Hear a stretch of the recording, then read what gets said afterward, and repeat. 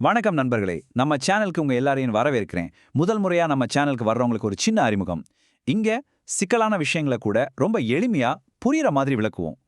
இன்னைக்கு நம்ம எல்லாருக்கும் இருக்கிற ஒரு பெரிய கனவை பத்தி பேச போறோம். ஒரு சாதாரண சம்பளத்தை வச்சுக்கிட்டு எப்படி கோடீஸ்வரர் ஆகிறது. நம்மள நிறைய பேருக்கு மாசம் வர்ற சம்பளத்தை மட்டும் வச்சு 1 கோடி ரூபாய் சேர்க்கறதுங்கிறது ஒரு பெரிய கனவாவே இருக்கும் இல்லையா? இதுக்கெல்லாம் வாய்ப்பே இல்லைன்னு கூட சிலர் நினைக்கலாம். ஆனா உண்மையில அது சாத்தியமா? வாங்க பார்க்கலாம். அப்போ ஏன் இந்த 1 கோடிங்கிறது பலருக்கும் வெறும் கனவாவே போயிடுது? இதுக்கு ஒரு முக்கியமான காரணம் நம்ம மனசு தான். அதாவது எதிர்காலத்துல கிடைக்க போற ஒரு பெரிய ரிவார்டை விட இன்னைக்கு கிடைக்கிற சின்ன சின்ன சந்தோஷங்களுக்கு நாம அதிக முக்கியத்துவம் கொடுப்போம். இந்த ஒரு மனத்தடை தான் நம்மளால தொடர்ந்து சேமிக்க முடியாம போறதுக்கு முக்கிய காரணம். சரி, இந்த மனத்தடையை எல்லாம் தாண்டி உங்க கனவை எப்படி நனவாக்குறது? அதுக்கு ஒரு சூப்பரான ரகசிய ஆயுதம் இருக்கு. அதை பத்தி தான் இப்ப பார்க்க போறோம். ஒரு நிமிஷம் யோசிச்சு பாருங்க.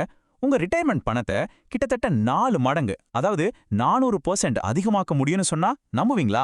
இது எப்படி சாத்தியம்னு வாங்க இப்ப டேட்டாவோட பார்க்கலாம். ஓகே, வாங்க இத கொஞ்சம் டீட்டெயிலா பார்க்கலாம். மாசம் 20,000 ரூபாய் நீங்க இன்வெஸ்ட் பண்றீங்கன்னு வச்சுக்கலாம். 20 வருஷத்துல ஒரு சாதாரண எஸ்ஐபி மூலமா உங்களுக்கு 1.84 கோடி ரூபாய் கிடைக்கும்.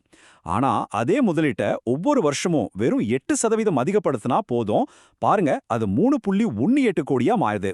அதுவே 20% அதிகப்படுத்தினா அடேங்கப்பா, கிட்டத்தட்ட 9.16 கோடி. இப்போ இந்த நம்பர்ஸை இன்னும் கொஞ்சம் க்ளோஸா பாருங்க. சாதாரண எஸ்ஐபியை விட வருஷத்துக்கு 20% ஸ்டெப் அப் பண்ணா உங்க மொத்த பணம் கிட்டத்தட்ட 398% அதிகமாகுது. பாத்தீங்களா, ஒரு சின்ன மாற்றம் எவ்வளவு பெரிய வித்தியாசத்தை உருவாக்குதுன்னு. இந்த டெக்னிக்கோட பெரிய பிளஸ் என்னன்னா, இது லைஃப் ஸ்டைல் இன்ஃப்ளேஷனை ஈஸியா ஜெயிச்சிடும். அதாவது சம்பளம் ஏற ஏற நம்ம செலவு ஏறிக்கிட்டே போகும் இல்லையா?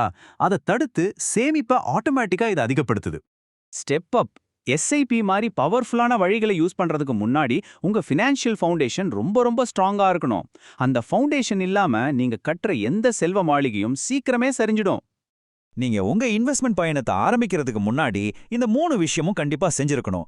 முதல்ல உங்க 6 மாச செலவுக்கு ஈடான ஒரு எமர்ஜென்சி ஃபண்டு. 2வது போதுமான டேர்ம் மற்றும் ஹெல்த் இன்சூரன்ஸ்.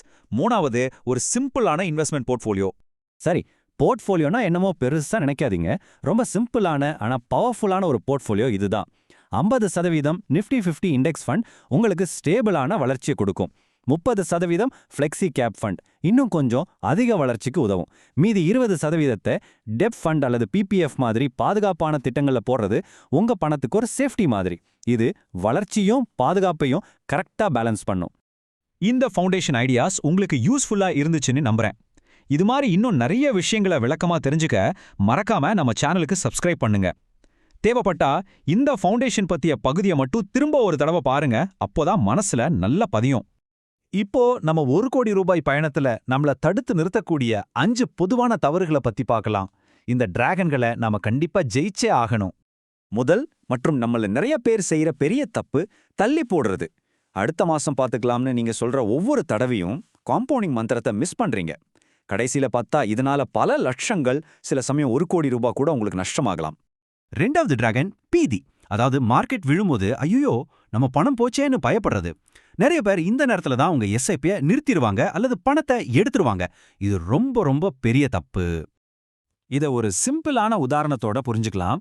உங்களுக்கு பிடிச்ச ஒரு ஷர்ட் 20% டிஸ்கவுண்ட்ல கிடைக்குதுன்னா என்ன பண்ணுவீங்க? உடனே வாங்குவீங்க தானே? மார்க்கெட் சரிவும் அதே மாதிரி தான். அது மியூச்சுவல் ஃபண்ட் யூனிட்ஸை கம்மி விலையில வாங்க கிடைக்கிற ஒரு சூப்பர் சான்ஸ். பயப்படாதீங்க, இதுதான் வாங்கறதுக்கு சரியான நேரம். இது இல்லாம இன்னும் 3 ஆபத்தான தவறுகள் இருக்கு. 1, கண்ணா பின்னானும் 15-20 ஃபண்டுல போட்டு போர்ட்ஃபோலியோவை குழப்பிக்கிறது. 2, போன வருஷம் நல்லா பர்ஃபார்ம் பண்ணுச்சுன்னு ஒரு ஃபண்டுல போய் பணத்தை போடுறது. 3, சம்பளம் ஏறினதும் செலவை ஏத்திக்கிட்டு இன்வெஸ்ட்மெண்ட்டை மட்டும் அப்படியே வச்சுக்கிறது. சரி, இவ்ளோ தியரி நம்பர்ஸ் எல்லாம் பார்த்தாச்சு.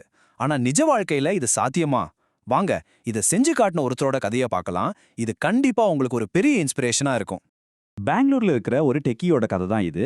அவர் வேலைக்கு சேரும்போது அவரோட மாச சம்பளம் வெறும் 15,000 ரூபாய் தான். ஆனா வெறும் 7 வருஷத்துல அவரோட விடாமுயற்சியாலையும் சரியான திட்டத்தாலையும் அவரோட நெட்வொர்த் 1 கோடி ரூபாய தாண்டிச்சு. நம்ப முடியுதா உங்களால? அவர் எப்படி தன்னோட பணத்தை பிரிச்சு முதலீடு செஞ்சாருன்னு பாருங்க. மியூச்சுவல் ஃபண்ட், இஎஸ்ஓபி, பிஎஃப், பிபிஎஃப்னு எல்லாத்துலயும் கொஞ்சம் கொஞ்சமா பிரிச்சு ரொம்ப பேலன்ஸ்டா இன்வெஸ்ட் பண்ணியிருக்காரு. இதுதான் அவரோட வெற்றிக்கு முக்கியமான ஒரு காரணம். அவரோட சிம்பிளான அட்வைஸ் இதுதான். தேவையில்லாத இடத்துல செலவை குறைச்சு விடாம முதலீடு பண்ணுங்க, எளிமையா வாழுங்க. பாருங்க, அவரோட வெற்றிக்கு காரணம் பெரிய சம்பளம் இல்ல, விடாமுயற்சி தான். சோ இந்த முழு விளக்கத்தோட முக்கியமான மெசேஜ் இதுதான். நீங்க எவ்வளோ சம்பாதிக்கிறீங்கன்றது முக்கியம் இல்ல, எப்போ ஆரம்பிக்கிறீங்க, எவ்வளோ ஒழுக்கமா அதை ஃபாலோ பண்றீங்கன்றது தான் ரொம்ப ரொம்ப முக்கியம். ஒரு மரம் நட்டிருக்கணும்னு நினைச்சா அதுக்கு சரியான நேரம் 20 வருஷத்துக்கு முன்னாடி. அதை தவற விட்டா 2வது சிறந்த நேரம் இப்போ.